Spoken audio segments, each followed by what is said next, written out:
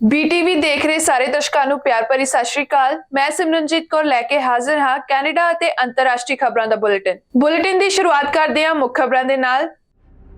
Israel ਵਿੱਚ ਮਾਰੇ ਗਏ 5 ਕੈਨੇਡੀਅਨ ਗਲੋਬਲ ਅਫੇਅਰਸ ਨੇ ਕੀਤੀ ਪੁਸ਼ਟੀ। ਪੈਕਟ ਗਾਜ਼ਾ ਹਸਪਤਾਲਾਂ ਨੇ ਦਿੱਤੀ ਚੇਤਾਵਨੀ, ਸਪਲਾਈ ਘੱਟ ਹੋਣ ਕਾਰਨ ਹਜ਼ਾਰਾਂ ਲੋਕਾਂ ਦੀ ਹੋ ਸਕਦੀ ਹੈ ਮੌਤ। ਅਮਰੀਕਾ 'ਚ ਗੂੰਜਿਆ ਜੈ ਭੀਮ ਦਾ ਨਾਰਾ, ਭਾਰਤ ਤੋਂ ਬਾਹਰ ਸਭ ਤੋਂ ਉੱਚੀ ਮੂਰਤੀ ਦਾ ਕੀਤਾ ਗਿਆ ਉਦਘਾਟਨ। पाकिस्तान की 40% आबादी गरीबी रेखा तो होई हेठा, विश्व बैंक ने दी चेतावनी। हुण खबरां विस्तार नाल। ग्लोबल अफेयर्स कैनेडा ने गाजा पट्टी नाल लगदी सरहद नेड़े हमास दे अतवादियों के लड़ीवार हमलिਆਂ तो बाद इजराइल विच 5वें कनेडियन की मौत की पुष्टि की है। अधिकारियों का कहना है कि 3 होर कनेडियन जो पिछले शनिवार नूं हमले के समय इजराइल विच सन अजे भी लापता हैं। कैनेडा हमास नूं एक अतवादी समूह मानदा है ते कनेडियन आगुआं ने फलस्तीनी खेतर दे नेड़े पिछले हफ्ते की हिंसा की निंदा की सी। ग्लोबल अफेयर्स कैनेडा की सहायक डिप्टी मंत्री जूली संडे का कहना है कि सरकार अजे भी 300 कनेडियंस और उन्हां दे रिश्तेदारां नूं गाजा पट्टी तो बाहर कड्ढण लई काम कर रही है, क्योंकि इजराइल एक संभावित जमीनी हमले की तैयारी कर रहा है। जूली संडे का कहना है कि अगले हफ्ते होर 250 कनेडियन बस राही पश्चिमी बैंक के खेतर नूं छड्डण दे योग हो सकते हैं। लंघे एतवार नूं यह भी कहा गया कि कनेडियंस नूं लेबनान की यात्रा करन तो बचना चाहिए है, जिथे इजराइल नाल लगदी सरहद ते हिंसक झड़पां होईयां हन। गाजा विच डॉक्टरां ने लंघे एतवार नूं चेतावनी दी है कि हजारां लोकां दी मौत हो सकती है, क्योंकि जख्मी लोकां नाल भरे हस्पतालां विच बालन अते बुनियादी सप्लाई की बहुत कमी है। हमास के घातक हमले तो शुरू हुए युद्ध विच इजरायली जमीनी हमले तो पहला घेरे हुए तटवर्ती एनकलेव विच फलस्तीनियां ने भोजन, पानी अते सुरक्षा लभण लई संघर्ष किया। इजरायली बला खेतर विच यूएस जंगी जहाज़ां दी वध रही तैनाती द्वारा समर्थ अपने आप नूं गाजा दी सरहद दे नाल स्थापित किया अते इजराइल ने कहा कि अतवादी समूह नूं खत्म करन लई एक व्यापक मुहिम होवेगी। एक हफ्ते के धमाकेदार हवाई हमलिਆਂ ने पूरे आंड गुआंढ नूं तबाह कर दिता है, पर इजराइल विच अतवादी रॉकेट की अग नूं रोकण विच असफल रहा। गाजा के सेहत मंत्रालय ने कहा कि लड़ाई शुरू होने तो लैके हुण तक 2450 फलस्तीनी मारे गए हैं अते 9200 जख्मी होए हैं, जो कि 2014 के गाजा युद्ध तो भी वध है, जो 6 हफ्तिਆਂ तो वध चली सी। यह दोवें धिरां लई 5 गाजा युद्धां विचों सब तो घातक बन गया है। हमास के 7 अक्तूबर के हमले विच 1300 तो वध इजरायली मारे गए हैं, जिन्हां विचों ज्यादातर आम नागरिक सन। बच्चों समेत अंदाजन 150 होरां नूं हमास ने बंदी बना लिया ते गाजा लै गए हैं। मिस्र अते सीरिया नाल 1973 के संघर्ष तो बाद यह इजराइल लई सब तो घातक युद्ध भी साबित होया है। यूएस स्टेट डिपार्टमेंट ने कहा कि विदेश मंत्री एंटनी ब्लिंकन अरब देशों के जरिए 6 देशों का दौरा पूरा करने तो बाद इजराइल परतणगे, जिसका उद्देश्य लड़ाई नूं एक व्यापक खेतरी संघर्ष नूं भड़काउण तो रोकना है। लेबनान दे नाल इजराइल की सरहद दे नाल लड़ना, जो कि ताज़ा गाजा युद्ध की शुरुआत तो भड़किया, एतवार नूं हिजबुल्ला दे अतवादियों द्वारा रॉकेट अते एक एंटी टैंक मिसाइल फायरिंग नाल तेज हो गया अते इजराइल ने हवाई हमले अते गोलीबारी नाल जवाब दिता। इजरायली फौज ने भी अपनी सरहदी चौकी ते गोलीबारी की सूचना दी है। लड़ाई विच इजराइल वाले पासे घट्टो घट एक व्यक्ति की मौत हो गई है अते सरहद के दोवें पासे कई जख्मी हो गए हैं। एल्बर्टा आरसीएमपी का कहना है कि एक व्यक्ति की गिरफ्तारी दौरान एक स्टन गन नाल गोली लगन तो बाद हिरासत विच मौत हो गई। स्लेव लेक आरसीएमपी का कहना है कि उन्होंने एक व्यक्ति द्वारा एक स्थानक कारोबार च गलत काम करन अते जायदाद नूं नुकसान पहुंचाउण दी शिकायतां मिलियां सी। माउंटेस का कहना है कि अधिकारियों ने शक्की नूं गिरफ्तार करने की कोशिश की, पर उसने विरोध किया, जिस नाल झगड़ा होया अते एक स्टन गन की वरतों की गई। अधिकारियों ने कहा कि जदों व्यक्ति गैर जवाबदेह हो गया सी, उसनूं बाद विच मृतक घोषित कर दिता गया। जीवन बचाउण दे उपावां ते पैरामैडिक्स अते फायर सेवावां की सहायता के बावजूद उसनूं बचाया नहीं जा सकिया। आरसीएमपी का कहना है कि उसने तुरंत कानून लागू करने के डायरैक्टर नूं सूचित किया ते अपनी अंदरूनी समीक्षा प्रक्रिया शुरू की। इस मामले च हुण एल्बर्टा गंभीर घटना प्रतिक्रिया टीम मौत की जांच करेगी। इस मामले च आरसीएमपी सिखलाई नीति पुलिस अते ड्यूटी मैंबर सारे समीक्षा का हिस्सा होणगे। एल्बर्टा विच पोस्ट सैकेंडरी विद्यार्थियों नूं वित्तीय सहायता की देरी का सामना करना पै रहा है, जिसनूं लैके council of Alberta university students के चेयर क्रिस बेसली का कहना है कि उसने कर्जे विच देरी नाल नजिठण वाले विद्यार्थियों दी बहुत सारिया कहानियां सुनिया हन ते यह देरी तनाव का कारण बन रही है। ਬੇਸਲੀ ਨੇ ਕਿਹਾ ਕਿ ਵਿਦਿਆਰਥੀਆਂ ਨੂੰ ਕਿਰਾਏ ਅਤੇ ਜ਼ਰੂਰੀ ਰਹਿਣ ਸਹਿਣ ਦੇ ਖਰਚਿਆਂ ਨੂੰ ਪੂਰਾ ਕਰਨ ਦੀ ਲੋੜ ਹੁੰਦੀ ਹੈ। ਭਾਵੇਂ ਕੋਈ ਵੀ ਹੋਵੇ, ਤੁਸੀਂ ਖਾ ਨਹੀਂ ਸਕਦੇ, ਤੁਸੀਂ ਟਿਊਸ਼ਨ ਦਾ ਭੁਗਤਾਨ ਨਹੀਂ ਕਰ ਸਕਦੇ ਅਤੇ ਇਸ ਲਈ ਜਦੋਂ ਵਿਦਿਆਰਥੀ ਸਹਾਇਤਾ ਦੇਰ ਨਾਲ ਹੁੰਦੀ ਹੈ ਤਾਂ ਇਸ ਦਾ ਮਤਲਬ ਹੈ ਕਿ ਵਿਦਿਆਰਥੀ ਬਿਲਾਂ ਤੇ ਪਿੱਛੇ ਪੈਣ, ਕ੍ਰੈਡਿਟ ਕਾਰਡ ਦੇ ਕਰਜ਼ੇ ਨੂੰ ਚਲਾਉਣ ਦੇ ਜ਼ੋਖਮ ਵਿੱਚ ਪੈ ਜਾਂਦੇ ਹਨ। ਇਹਨਾਂ ਸਾਰਿਆਂ ਦਾ ਉਹਨਾਂ ਤੇ ਵਿੱਤ ਅਤੇ ਕ੍ਰੈਡਿਟ ਸਕੋਰ ਲਈ ਲੰਬੇ ਸਮੇਂ ਤੇ ਪ੍ਰਭਾਵ ਹੋ ਸਕਦੇ ਹਨ। ਐਡਵਾਂਸ ਐਜੂਕੇਸ਼ਨ ਮੰਤਰਾਲੇ ਨੇ ਦੱਸਿਆ ਕਿ 13,000 ਅਰਜ਼ੀਆਂ ਅਜੇ ਵੀ ਲਾਈਨ ਵਿੱਚ ਹਨ, ਪ੍ਰਕਿਰਿਆ ਕੀਤੇ ਜਾਣ ਦੀ ਉਡੀਕ ਕਰ ਰਹੀਆਂ ਹਨ, ਜੋ ਉਹ ਕਹਿੰਦੇ ਹਨ ਕਿ ਸਾਲ ਦੇ ਇਸ ਸਮੇਂ ਲਈ ਆਮ ਹੈ। ਹਾਲਾਂਕਿ ਬੇਸਲੀ ਵੱਲੋਂ ਇਸ ਤੇ ਵਿਵਾਦ ਕੀਤਾ ਗਿਆ। ਬੇਸਲੀ ਨੇ ਕਿਹਾ ਕਿ ਇਹ ਉਹ ਗੱਲਬਾਤ ਨਹੀਂ ਸੀ ਜੋ ਅਸੀਂ ਪਿਛਲੇ ਸਾਲ ਇਸ ਵਾਰ ਕਰ ਰਹੇ ਸੀ ਅਤੇ 13,000 ਵਿਦਿਆਰਥੀ ਮਾਊਂਟ ਰਾਇਲ ਯੂਨੀਵਰਸਿਟੀ ਦੀ ਲਗਭਗ ਪੂਰੀ ਆਬਾਦੀ ਹੈ।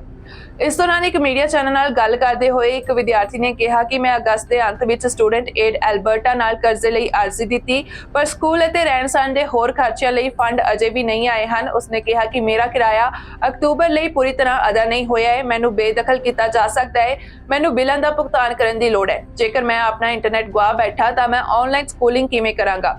ਐਡਵਾਂਸ ਐਜੂਕੇਸ਼ਨ ਮੰਤਰਾਲੇ ਦਾ ਕਹਿਣਾ ਹੈ ਕਿ ਅਰਜ਼ੀਆਂ ਤੇ ਕਾਰਵਾਈ ਕਰਨ ਲਈ 45 ਦਿਨਾਂ ਤੱਕ ਦਾ ਸਮਾਂ ਲੱਗਦਾ ਹੈ। ਜੇਕਰ ਅਰਜ਼ੀਆਂ ਅਧੂਰੀਆਂ ਹਨ ਜਾਂ ਹੋਰ ਦਸਤਾਵੇਜ਼ਾਂ ਦੀ ਲੋੜ ਹੈ ਤਾਂ ਉਸ ਸਮਾਂ ਸੀਮਾ ਨੂੰ ਵਧਾਇਆ ਜਾ ਸਕਦਾ ਹੈ। ਪਿਛਲੇ ਸਾਲ ਨਾਲੋਂ 4,000 ਵੱਧ ਅਰਜ਼ੀਆਂ ਜਮ੍ਹਾਂ ਹੋਣ ਦੇ ਨਾਲ ਇਸ ਸਾਲ ਵੀ ਵਧੇਰੇ ਅਰਜ਼ੀਆਂ ਜਮ੍ਹਾਂ ਹੋਈਆਂ ਸਨ। ਮੰਤਰਾਲਾ ਵਿਦਿਆਰਥੀ ਲੋਨ ਲਈ ਅਰਜ਼ੀਆਂ ਜੋੜਦਾ ਹੈ, ਜੋ ਆਮ ਤੌਰ ਤੇ 1 ਜੂਨ ਨੂੰ ਖੁੱਲਦਾ ਹੈ, ਪਰ ਚੋਣਾਂ ਦੇ ਕਾਰਨ ਇਸ ਨੂੰ 29 ਜੂਨ ਤੱਕ ਅੱਗੇ ਵਧਾ ਦਿੱਤਾ ਗਿਆ ਸੀ। ਮੰਤਰਾਲੇ ਦੇ ਇੱਕ ਬਿਆਨ ਵਿੱਚ ਕਿਹਾ ਗਿਆ ਹੈ ਕਿ ਅਲਬਰਟਾ ਸਟੂਡੈਂਟ ਏਡ ਜਿੰਨੀ ਜਲਦੀ ਹੋ ਸਕੇ ਸਾਰੀਆਂ ਅਰਜ਼ੀਆਂ ਤੇ ਕਾਰਵਾਈ ਕਰਨ ਲਈ ਲੱਗਣ ਨਾਲ ਕੰਮ ਕਰ ਰਹੀ ਹੈ। ਬੇਸਲੀ ਦਾ ਕਹਿਣਾ ਹੈ ਕਿ ਆਪਣੀ ਬੁਨਿਆਦੀ ਲੋੜਾਂ ਨੂੰ ਪੂਰਾ ਕਰਨ ਲਈ ਕਰਜ਼ਿਆਂ ਤੇ ਨਿਰਭਰ ਕਰਨ ਵਾਲੇ ਵਿਦਿਆਰਥੀਆਂ ਦੇ ਵਾਧੇ ਨੂੰ ਦੇਖਦੇ ਹੋਏ ਅਰਜ਼ੀਆਂ ਤੇ ਤੇਜ਼ੀ ਨਾਲ ਪ੍ਰਕਿਰਿਆ ਹੋਣ ਨੂੰ ਯਕੀਨੀ ਬਣਾਉਣ ਲਈ ਹੋਰ ਲੋੜਾਂ ਦੀ ਲੋੜ ਹੈ। ਸਾਨੂੰ ਇਸ ਗੱਲ ਤੇ ਵਿਚਾਰ ਕਰਨ ਦੀ ਜ਼ਰੂਰਤ ਹੈ ਕਿ ਕਿਵੇਂ ਵਿਦਿਆਰਥੀ ਸਹਾਇਤਾ ਸੇਵਾ ਤੇ ਵਧੀ ਹੋਈ ਮੰਗ ਵਿੱਚ ਵਧੇਰੇ ਕਿਫਾਇਤੀ ਸੰਕਟ ਆਪਣੇ ਆਪ ਨੂੰ ਪ੍ਰਗਟ ਕਰ ਰਿਹਾ ਹੈ। ਇਸ ਦਾ ਮਤਲਬ ਇਹ ਹੈ ਕਿ ਮੰਤਰਾਲੇ ਨੂੰ ਸ਼ਾਇਦ ਇਸ ਪ੍ਰਕਿਰਿਆ ਲਈ ਵਾਧੂ ਸਰੋਤ ਲਗਾਉਣ ਤੇ ਵਿਚਾਰ ਕਰਨਾ ਪਏਗਾ। उन्नत सिक्ख्या मंत्रालय के अनुसार कुल मिला के इस अकैडमिक साल विच 98,000 तो वध विद्यार्थियों लई 113,000 तो वध अर्जियां ते कार्रवाई की गई है।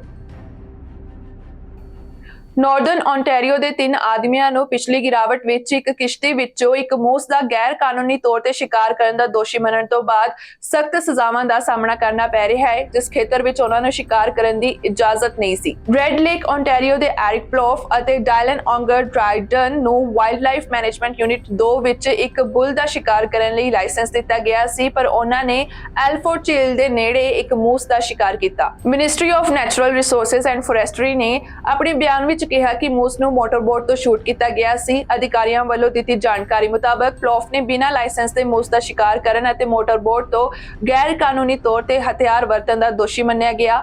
ਉਸ ਨੂੰ ਕੁੱਲ $5,000 ਦਾ ਜੁਰਮਾਨਾ ਲਗਾਇਆ ਗਿਆ। ਇਸ ਤੋਂ ਇਲਾਵਾ 1 ਸਾਲ ਲਈ ਸ਼ਿਕਾਰ ਲਾਇਸੈਂਸ ਰੱਖਣ, ਉਸ ਲਈ ਅਰਜ਼ੀ ਦੇਣ ਜਾਂ ਪ੍ਰਾਪਤ ਕਰਨ ਤੋਂ ਵਰਜਿਤ ਕੀਤਾ ਗਿਆ ਹੈ। ਉੱਥੇ ਹੀ ਦੂਜੇ ਵਿਅਕਤੀ ਔਗਰ ਨੂੰ ਵੀ ਬਿਨਾਂ ਲਾਇਸੈਂਸ ਦੇ ਮੂਸ ਦਾ ਸ਼ਿਕਾਰ ਕਰਨ ਅਤੇ ਗੈਰ ਕਾਨੂੰਨੀ ਤੌਰ ਤੇ ਇੱਕ ਜਾਨਵਰ ਦੇ ਸੰਬੰਧ ਵਿੱਚ ਇੱਕ ਟੈਗ ਨੂੰ ਅਵੈਧ ਕਰਨ ਲਈ ਦੋਸ਼ੀ ਮੰਨਿਆ ਗਿਆ। ਜਿਵੇਂ ਕਿ ਨਿਰਧਾਰਿਤ ਕੀਤਾ ਗਿਆ ਹੈ, ਉਸ ਨੂੰ ਕੁੱਲ $4,000 ਦਾ ਜੁਰਮਾਨਾ ਲਗਾਇਆ ਗਿਆ ਸੀ। ਉੱਥੇ ਹੀ ਤੀਜੇ ਵਿਅਕਤੀ ਰੋਬਰਟ ਪਲੋਫ ਜੋ ਇਸ ਸ਼ਿਕਾਰ ਵਿੱਚ ਸ਼ਾਮਲ ਸੀ, ਉਸ ਕੋਲ ਲਾਇਸੈਂਸ ਨਹੀਂ ਸੀ, ਉਸ ਨੂੰ ਵੀ ਬਿਨਾਂ ਲਾਇਸੈਂਸ ਦੇ ਮੂਸ ਦਾ ਸ਼ਿਕਾਰ ਕਰਨ ਦਾ ਦੋਸ਼ੀ ਮੰਨਿਆ ਤੇ ਉਸ ਨੂੰ $2,000 ਦਾ ਜੁਰਮਾਨਾ ਲਗਾਇਆ ਗਿਆ।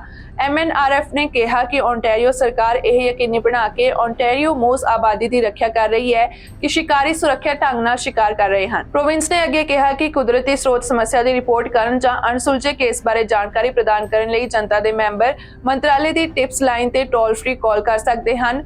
ਉਹਨਾਂ ਨੇ ਕਿਹਾ ਕਿ ਤੁਸੀਂ ਗੁਮਨਾਮ ਤੌਰ ਤੇ ਕ੍ਰਾਈਮ ਸਟਾਪਰਸ ਨੂੰ ਵੀ ਕਾਲ ਕਰ ਸਕਦੇ ਹੋ। ਅਣਸੁਲਝੇ ਮਾਮਲਿਆਂ ਬਾਰੇ ਵਧੇਰੇ ਜਾਣਕਾਰੀ ਲਈ ਮੰਤਰਾਲੇ ਦੀ ਵੈਬਸਾਈਟ ਤੇ ਜਾ ਕੇ ਵੀ ਪਤਾ ਕੀਤਾ ਜਾ ਸਕਦਾ ਹੈ।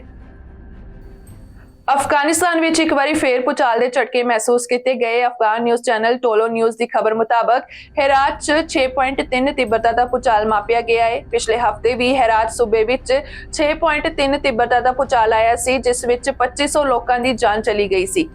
ਅਮਰੀਕੀ ਭੂ ਵਿਗਿਆਨ ਸਰਵੇਖਣ ਨੇ ਕਿਹਾ ਹੈ ਕਿ ਹੈਰਾਤ ਸ਼ਹਿਰ ਦੇ ਨੇੜੇ 6.3 ਤੀਬਰਤਾ ਦਾ ਭੂਚਾਲ ਆਇਆ। ਭੂਚਾਲ ਦਾ ਕੇਂਦਰ 6.3 ਕਿਲੋਮੀਟਰ ਦੀ ਡੂੰਘਾਈ ਤੇ ਸੀ। USGS ਨੇ ਆਪਣੀ ਰਿਪੋਰਟ ਵਿੱਚ ਕਿਹਾ ਕਿ ਤਾਜ਼ਾ ਭੂਚਾਲ ਦਾ ਕੇਂਦਰ ਈਰਾਨ ਦੀ ਸਰਹੱਦ ਦੇ ਨੇੜੇ ਅਫਗਾਨਿਸਤਾਨ ਦੇ ਤੀਜੇ ਸਭ ਤੋਂ ਵੱਡੇ ਸ਼ਹਿਰ ਹੈਰਾਤ ਤੋਂ 30 ਕਿਲੋਮੀਟਰ ਉੱਤਰ ਪੱਛਮ ਵਿੱਚ ਸੀ। ਅਫਗਾਨਿਸਤਾਨ ਅਕਸਰ ਭੂਚਾਲਾਂ ਨਾਲ ਪ੍ਰਭਾਵਿਤ ਹੁੰਦਾ ਹੈ, ਮੁੱਖ ਤੌਰ ਤੇ ਹਿੰਦੂ ਕੁਸ਼ ਪਹਾੜੀ ਖੇਤਰ ਵਿੱਚ। ਇਹ ਖੇਤਰ ਯੂਰੇਸ਼ੀਅਨ ਅਤੇ ਭਾਰਤੀ ਟੈਕਟੋਨਿਕ ਪਲੇਟਾਂ ਦੇ ਜੰਕਸ਼ਨ ਦੇ ਨੇੜੇ ਮੌਜੂਦ ਹੈ। ਯੂਨੀਸੈਫ ਨੇ ਕਿਹਾ ਹੈ ਕਿ ਪਿਛਲੇ ਭੂਚਾਲਾਂ ਵਿੱਚ ਮਰਨ ਵਾਲਿਆਂ ਵਿੱਚ 90% ਤੋਂ ਵੱਧ ਔਰਤਾਂ ਅਤੇ ਬੱਚੇ ਸ਼ਾਮਲ ਸਨ। ਹਮਾਸ ਨੇ ਜਿਸ ਤਰ੍ਹਾਂ ਇਜ਼ਰਾਈਲ ਤੇ ਅਚਾਨਕ ਹਮਲਾ ਕੀਤਾ ਉਸ ਨਾਲ ਪੂਰੀ ਦੁਨੀਆ ਹੈਰਾਨ ਰਹਿ ਗਈ। ਇਜ਼ਰਾਈਲ ਇਸ ਹਮਲੇ ਲਈ ਲਗਾਤਾਰ ਈਰਾਨ ਨੂੰ ਜ਼ਿੰਮੇਵਾਰ ਠਹਿਰਾ ਰਿਹਾ ਹੈ। ਇਸ ਦੌਰਾਨ ਇਜ਼ਰਾਈਲ ਦੇ ਇੱਕ ਸੀਨੀਅਰ ਅਧਿਕਾਰੀ ਨੇ ਐਤਵਾਰ ਨੂੰ ਈਰਾਨ ਤੇ ਸੀਰੀਆ ਵਿੱਚ ਜਾਂ ਉਸ ਦੇ ਜ਼ਰੀਏ ਹਥਿਆਰ ਤਾਇਨਾਤ ਕਰਕੇ ਦੂਜਾ ਯੁੱਧ ਮੋਰਚਾ ਖੋਲ੍ਹਣ ਦੀ ਕੋਸ਼ਿਸ਼ ਕਰਨ ਦਾ ਦੋਸ਼ ਲਗਾਇਆ। ਇਜ਼ਰਾਈਲ ਦੇ ਵਿਦੇਸ਼ ਮੰਤਰਾਲੇ ਦੇ ਰਣਨੀਤਿਕ ਮਾਮਲਿਆਂ ਦੇ ਮੁਖੀ ਜੋਸ਼ੂਆ ਜ਼ਾਰਕਾ ਨੇ ਸੋਸ਼ਲ ਮੀਡੀਆ ਪਲੇਟਫਾਰਮ ਐਕਸ ਤੇ ਪੋਸਟ ਸਾਂਝੀ ਕੀਤੀ। ਜੋਸ਼ੂਆ ਜ਼ਾਰਕਾ ਦੁਆਰਾ ਸ਼ੇਅਰ ਕੀਤੀ ਗਈ ਪੋਸਟ ਵਿੱਚ ਲਿਖਿਆ ਗਿਆ ਹੈ, ਇਜ਼ਰਾਈਲੀ ਅਜਿਹੇ ਵਿਕਾਸ ਨੂੰ रोकण लई दृढ़ हन। इस नूं सांझा करदे होए जोशुआ ज़ारका ने लिखिया है कि ਅਸੀਂ ਹਾਂ ਜ਼ਿਕਰਯੋਗ ਹੈ ਕਿ ਪਿਛਲੇ ਹਫ਼ਤੇ ਸੀਰੀਆ ਨੇ ਇਜ਼ਰਾਈਲ ਤੇ ਦਮਿਸ਼ਕ ਅਤੇ ਅਲੇਪੋ ਹਵਾਈ ਅੱਡਿਆਂ ਤੇ ਹਮਲੇ ਦਾ ਦੋਸ਼ ਲਗਾਇਆ ਸੀ। ਦੱਸ ਦਈਏ ਕਿ ਪਿਛਲੇ ਹਫ਼ਤੇ 7 ਅਕਤੂਬਰ ਨੂੰ ਹਮਾਸ ਦੇ ਲੜਾਕਿਆਂ ਨੇ ਇਜ਼ਰਾਈਲ ਤੇ ਅਚਾਨਕ ਹਮਲਾ ਕਰ ਦਿੱਤਾ ਸੀ। ਫਿਰ ਕੁਝ ਹੀ ਮਿੰਟਾਂ ਵਿੱਚ ਹਮਾਸ ਨੇ ਇਜ਼ਰਾਈਲੀ ਖੇਤਰ ਦੇ ਹਜ਼ਾਰਾਂ ਰੌਕਟ ਦਾਗੇ। ਨਾਲ ਹੀ ਵੱਡੀ ਗਿਣਤੀ ਵਿੱਚ ਘੁਸਪੈਠੀਆਂ ਨੇ ਇਜ਼ਰਾਈਲੀ ਨਾਗਰਿਕਾਂ ਨੂੰ ਨਿਸ਼ਾਨਾ ਬਣਾਇਆ, ਜਿਸ ਤੋਂ ਬਾਅਦ ਚਾਰੇ ਪਾਸੇ ਚੀਕ ਚਿਹਾੜਾ ਅਤੇ ਦਹਿਸ਼ਤ ਫੈਲ ਗਈ। ਹਮਲੇ ਦੌਰਾਨ ਹਮਾਸ ਦੇ ਲੜਾਕਿਆਂ ਨੇ ਬੇਰਹਿਮੀ ਦਾ ਪ੍ਰਦਰਸ਼ਨ ਕੀਤਾ ਅਤੇ ਕਈ ਲੋਕਾਂ ਨੂੰ ਬੰਦਕ ਬਣਾ ਲਿਆ। ਇਜ਼ਰਾਈਲ ਉਹਨਾਂ ਨੂੰ ਆਜ਼ਾਦ ਕਰਵਾਉਣ ਲਈ ਲਗਾਤਾਰ ਕੋਸ਼ਿਸ਼ਾਂ ਕਰ ਰਿਹਾ ਹੈ। ਦੂਜੇ ਪਾਸੇ ਈਰਾਨ ਨੇ ਐਤਵਾਰ ਨੂੰ ਇੱਕ ਵਾਰ ਫਿਰ ਇਜ਼ਰਾਈਲ ਨੂੰ ਚੇਤਾਵਨੀ ਦਿੱਤੀ ਹੈ। BBC ਦੀ ਰਿਪੋਰਟ ਮੁਤਾਬਕ ਈਰਾਨ ਨੇ ਕਿਹਾ ਹੈ ਕਿ ਜੇ ਇਜ਼ਰਾਈਲ ਨੇ ਜੰਗੀ ਅਪਰਾਧਾਂ ਅਤੇ ਨਸਲਕੁਸ਼ੀ ਨੂੰ ਤੁਰੰਤ ਬੰਦ ਨਾ ਕੀਤਾ ਤਾਂ ਸਥਿਤੀ ਕਾਬੂ ਤੋਂ ਬਾਹਰ ਹੋ ਸਕਦੀ ਹੈ ਅਤੇ ਇਸ ਦੇ ਦੂਰਗਾਮੀ ਨਤੀਜੇ ਨਿਕਲ ਸਕਦੇ ਹਨ। ईरान ने कहा कि अजिही स्थिति ना पैदा होने नूं यकीनी बनाउण दी जिम्मेवारी संयुक्त राष्ट्र सुरक्षा परिषद ਅਤੇ ਉਹਨਾਂ ਦੇਸ਼ਾਂ ਦੀ ਹੈ ਜੋ ਇਸ ਸੰਘਰਸ਼ ਨੂੰ ਖੜੋਤ ਵੱਲ ਲੈ ਜਾ ਰਹੇ ਹਨ। ਇਸ ਤੋਂ ਪਹਿਲਾਂ ਕਤਰ ਦੇ ਦੋਹਾ 'ਚ ਹਮਾਸ ਦੇ ਨੇਤਾ ਇਸਮਾਇਲ ਹਾਨੀਆ ਅਤੇ ਈਰਾਨ ਦੇ ਵਿਦੇਸ਼ ਮੰਤਰੀ ਹੁਸੈਨ ਅਮੀਰ ਅਬਦੁੱਲਿਆਨ ਵਿਚਾਲੇ ਬੈਠਕ ਹੋਈ ਸੀ। ਭਾਰਤ ਤੋਂ ਬਾਅਦ ਹੁਣ ਦੁਨੀਆ ਦੇ ਸਭ ਤੋਂ ਵਿਕਸਿਤ ਦੇਸ਼ਾਂ ਅਮਰੀਕਾ ਵਿੱਚ ਵੀ ਜੈ ਭੀਮ ਦਾ ਨਾਰਾ ਗੂੰਜਿਆ ਹੈ। ਅਜਿਹਾ ਇਸ ਲਈ ਕਿਉਂਕਿ ਭਾਰਤ ਤੋਂ ਬਾਹਰ ਭਾਰਤੀ ਸੰਵਿਧਾਨ ਦੇ ਨਿਰਮਾਤਾ ਡਾਕਟਰ ਭੀਮ ਰਾਓ ਅੰਬੇਡਕਰ ਦੀ ਸਭ ਤੋਂ ਵੱਡੀ ਮੂਰਤੀ ਦਾ ਰਸਮੀ ਤੌਰ ਤੇ ਅਮਰੀਕਾ ਦੇ ਮੈਰੀਲੈਂਡ ਸ਼ਹਿਰ 'ਚ ਉਦਘਾਟਨ ਕੀਤਾ ਗਿਆ।